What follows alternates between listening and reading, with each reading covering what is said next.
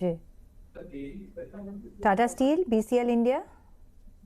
અને અગર આપણે ટાટા સ્ટીલની વાત કરીશું તો લોંગ ટર્મ માટે આનું પણ આઉટલુક ઘણું સ્ટ્રોંગ બની રહ્યું છે. જેવી રીતના સ્ટીલ સ્પેશિયલી ઇન્ફ્રાના સાઇડથી એક આપણને મેજર એક કેપેક્સ અને લઈને જે આપણને પુશ મળી રહ્યું છે એ પણ ઘણું અહીંયા સપોર્ટિવ રહ્યું છે સાથે.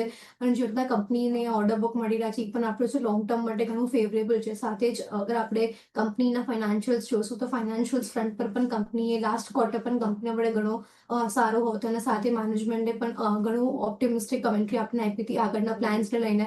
સો આગળ ચાલતા આપણને એક હાયર સાઇડ કંપનીનો ઓર્ડર્સ પણ જોવા મળી રહ્યા. સાથે જ ઓવરઓલ આખા સેક્ટરમાં પણ એક સારી એવી સ્ટ્રેન્થ હમણાં આપણને મળતી આપણે જોઈ રહ્યા છે. સો લોંગ ટર્મ માટે આની પણ એક બાયની સલાહ રહેશે. અને જે થર્ડ કાઉન્ટર હતું એ એકવાર રિપીટ કરશો. BCl India.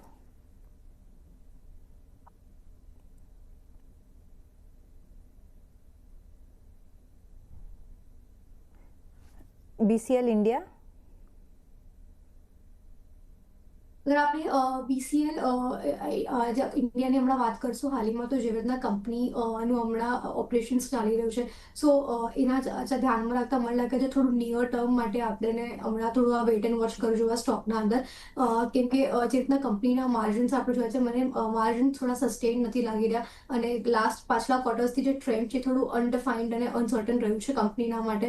સો ઓવરઓલ નિયર ટર્મ મને લાગે છે હજી માઇટ બી ઇમ્પેક્ટેડ હશે. સો એના માટે હમણાં વેટ એન્ડ વોચની સ્ટ્રેટેજી આપણે અપનાવી જોઈએ BCL India. Okay, I think BCL Industries છે કે ઇન્ડિયા છે, I think, I don't know.